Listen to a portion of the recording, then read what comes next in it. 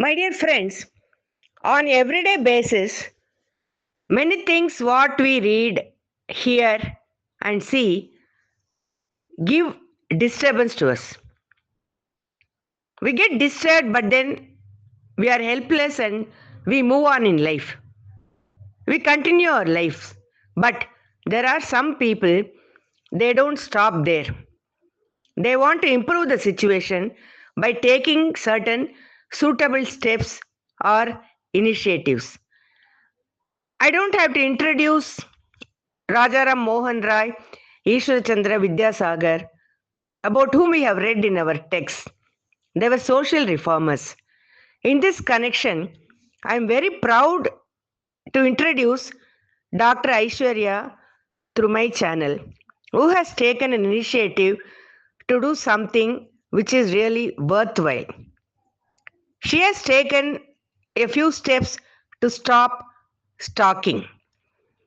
When I heard the word stalking, because I am hearing it for the first time, I didn't understand the meaning. I checked the meaning and it says repeated activity to create fear and threat.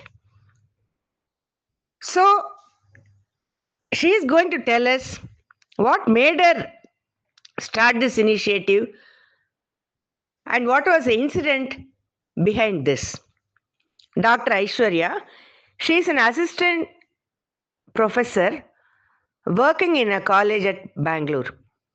She is also a PhD holder in English. Let us hear from her mouth about this stalking in cinema. I'm handing over the mic to her. 9 years ago, something happened that made a great impact on me, a young research scholar at that time. In Chennai, there was a massive outrage following the public murder of a young IT employee called Swati who worked for Infosys. There was discussion on TV channels that followed, and the alleged killer Ramkumar was said to have been pursuing this young IT employee for months together before he committed a murder. The murder happened in broad daylight, and her body was lying there unattended for hours together, and it caused a huge news media sensation.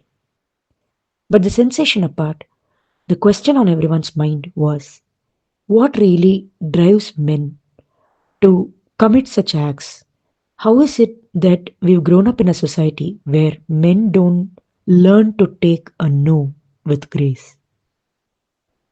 There were a lot of discussions on this subject and even TV debates, but the one recurring point that kept coming up was that this is the model of what we call love in much of Tamil cinema. For that matter, even Telugu cinema, Hindi cinema, everywhere.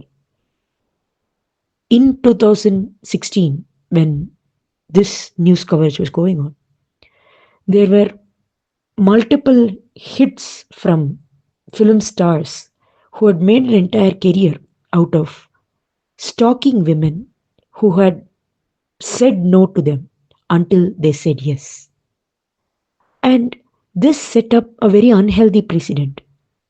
It convinced young, vulnerable male viewers that this was the way to win a woman's heart, and that if they persisted long enough, somehow or the other, the woman would come around and say yes to them someday.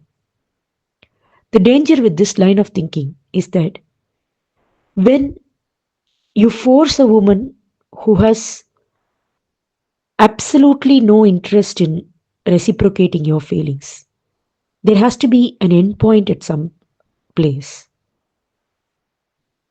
The no has to be understood as a complete sentence. A woman's consent is not something that you can bribe or threaten or coerce into existence. So, this was the understanding that was lacking, and a lot of activists at the time, media persons, even the police for that matter, felt that movies had had a wrong influence on young men. I started this movement called Calling Out Stalking by setting up a petition on change.org. You can still access it at bit.ly/ no more stalking as a single word. And we gathered about 3,500 signatures. We even had media celebrities acknowledging it and saying that yes, films have done a very wrong thing so far. And we promoted the mindless pursuit of a woman ignoring her consent. Since then, many media personalities, especially film stars and directors who had been directly responsible for making such films, have gone on record saying they have changed their stance towards this matter and that they will be much more mindful when they make their other movies, that they don't promote this kind of um, violent pursuit of women, that they don't romanticize and glorify it. And one of the things we discovered in the process of making a petition about this subject was that Tamil at that point did not have even a word for stalking.